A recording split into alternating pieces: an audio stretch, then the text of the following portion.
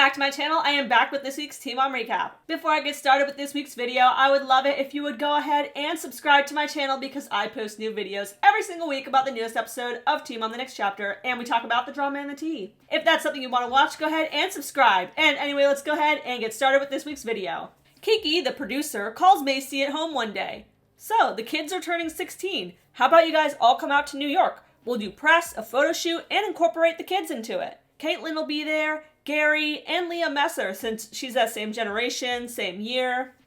And, not to nitpick, but Leah was not the same generation or year as Caitlin, or Gary and Amber, or Macy. She's a little younger than the OG girls. That's why she was on Teen Mom 2, not Teen Mom OG. It's clear that Leah is only invited because she's the only one left from Teen Mom 2. Janelle was fired, again. Chelsea quit. Kale quit. And as for Teen Mom OG, Farrah was fired forever ago. Amber essentially quit. So if it wasn't for Leah Messer, they would have 2 moms there out of both casts, which originally had 8 people. Only Kate and Macy would have been there. How embarrassing. But I do have to give props to MTV for not including Mackenzie or Ashley, Brianna or Jade or, worst of all, Cheyenne in this little 16-year reunion venture. Like, you guys are not OGs and you never will be. Especially not you, Cheyenne. Hard pass. Gary and Tyler call each other. I'm interested to see how all our kids interact with each other. Do you think that Carly's gonna come, since she was technically part of the beginning of the series? I highly doubt that. Is Amber coming? No, that's a messy situation. Later, Caitlin says, I can't believe how old everyone is. We were literally them, but pregnant. And Tyler says, well, that's sick and disturbing. It's weird that Carly won't be a part of this. I mean, she is, but she's not. Then Gary talks to Leah about it. Are you excited to go to this? Yeah. Is Amber coming? No, I wouldn't do that to you, honey. Does it look like I hate you? That would just be a cruel prank. You know, I already didn't want a relationship with Amber, but after her recent activities, I don't even want to be near her at this point. And then MTV shows some of Amber's crash out screaming TikTok lives.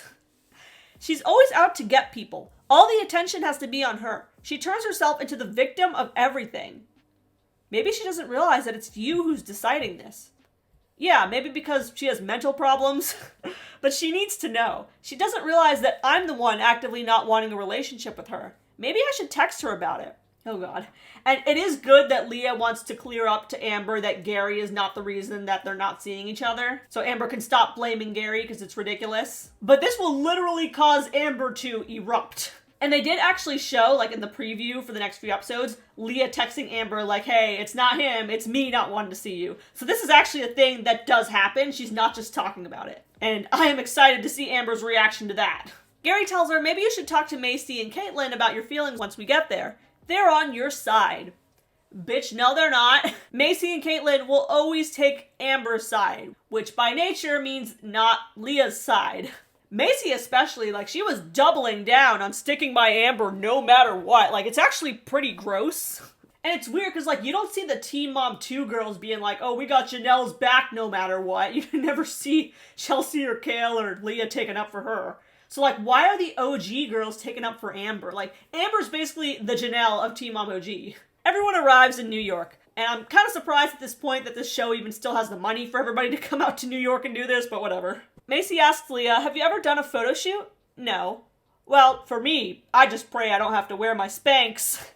And Gary says, me too.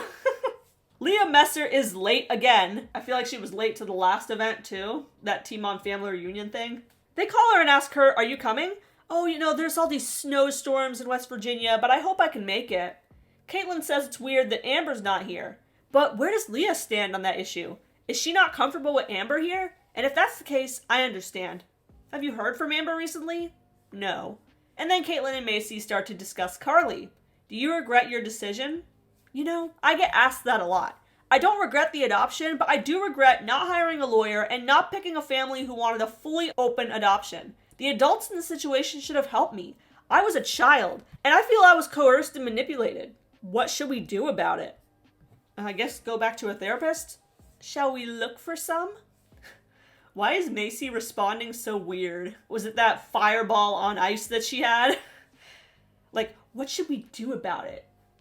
What are you gonna do? Go kidnap Carly? And like, oh, shall we look for some? look for therapists? Like, what are you gonna do? Pop open Google there at the bar and start looking up who takes your insurance? Kate just says, oh, I have people. I hold so much anger. I'd be angry too, sis. Later they do a photo shoot with all the baby pictures posted around. Leah Messer finally arrives. She announces, I'm the strictest parent here, okay? And Gary asks, how is that? Well, my daughter has a boyfriend, but I don't even let him come hang out at the house, okay? Bro, that's like the bare minimum, but okay, Leah, you're strict.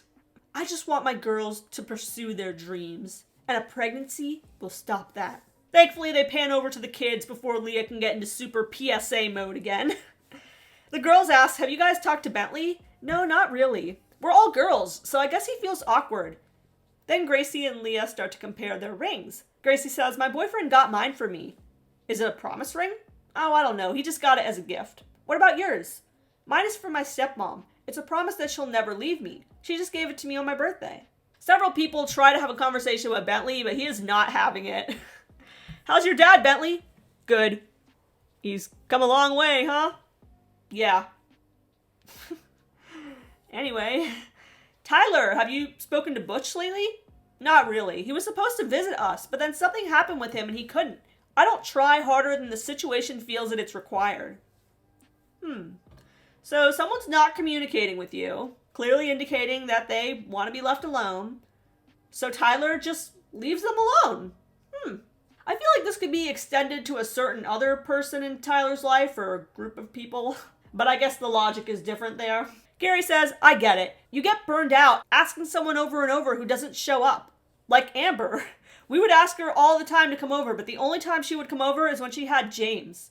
And then, we do get some Amber footage in this episode, but she's not in New York. She's in Indiana going with her mom to her child psychiatrist. And Amber's mom, Tanya, has a bone to pick with this psychiatrist. She says, it's been 8 years that my daughter's been seeing you. Why are her meds not figured out yet? Which is like the nice way of saying, she's been coming to you all this time, this bitch still crazy. And while Tanya does kind of have a point, Amber's doctor is ready to fire back with some points of his own. He says, well, to be fair, Amber took many breaks over those 8 years.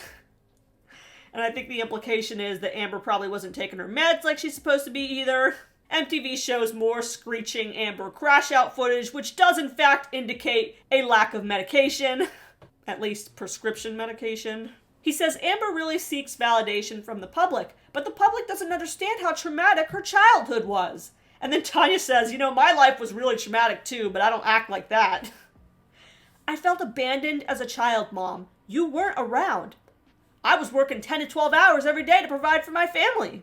Well, I wanted my mom. I was stuck with Dad, drunk and yelling all the time. And the scene cuts off there. Back to New York, Tyler is ranting yet again about being kept from Carly. And Gary actually brings up a great point. He says, you know, Leah gets embarrassed when Amber goes online posting about her and trashing me. Maybe when you talk about Brandon and Teresa online, Carly feels the same thing. Oof. I mean, yeah, like the truth hurts. You're constantly trashing basically Carly's parents, who she loves very much, I'm assuming. Maybe she doesn't like that. Tyler clearly was not happy with this explanation. He just says, I don't know that it's Carly who's not wanting contact. And that's kind of where I'm at.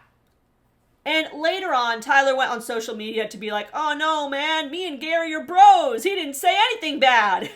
But to me, it was clear in the scene that Tyler did not like being called out. And he did not have much to say about it. After the photo shoot, Gracie, Allie, and Leah come to sit with Bentley, who is alone on a couch doing nothing. We came to break the ice, Bentley. Yeah. Hey, we're all on the couch. After a few minutes of Bentley not uttering a word, the girls just get up and leave. And Macy tries to, explain Bentley here. She's like, you know, he's the only guy. He's thinking, I don't know what I'm doing here. He's just an observer, okay? And I don't entirely blame Bentley. I kind of get like that too, when I'm in a situation where I know that everybody is watching me and wanting me to react in a certain way. And I think Bentley also sees how much the cast gets criticized for every little move, so he's just like, you know what? I'm just tapping out. I'm not going to give you guys any reaction. And I can't hate on him for that. Caitlin goes to talk to Leah. Leah the child, not Leah Messer. We got two Leahs here. It's kind of confusing. She asks her, when's the last time you saw your mother? 8 months ago. Does she reach out to you? Well, when I found out that I had asthma, she did reach out that once. Well, Amber's one of our friends, but we told her that she needs to be consistent with you. And I love Leah's response. She is like straight to the point. She says, I'm done with it. It's too much on me if Amber comes to see me once or twice a year and acts like everything is perfect. I can't do it. It's fake. You don't text me. You don't see me. You see me only for the purposes of there being a camera in your face. I don't hate her. I just can't handle it. And then she thinks it's Dad's fault, and that's not fair. He tries. We invited her to my birthday, and she didn't even show up. Caitlin says, it took me until I was an adult to cut my mom off. Seeing you make boundaries at such a young age, that is huge. So, do you not talk to your mom either? Well, I didn't for 1.5 years. Now we talk a little more, but there are strict boundaries. Our relationship is just weird, and it'll never be normal again. Later, everyone goes ice skating. We finally get a few words from Bentley. They're talking about who's the most annoying parent, and Bentley's like, me and my mom will argue, and she just eggs it on and eggs it on, but the second I say a single thing back, she's like, be quiet. And yeah, I can see Macy doing that. Back to Amber. Tanya, are you feeling blamed by Amber? Yes, and it's not fair. I was making a living. I never abandoned my children. Amber, do you understand why your mom had to work? Yes, I understand, but it doesn't make it easier how I felt growing up. After the session, Amber says in her confessional, when it comes to Leah, I'm waiting.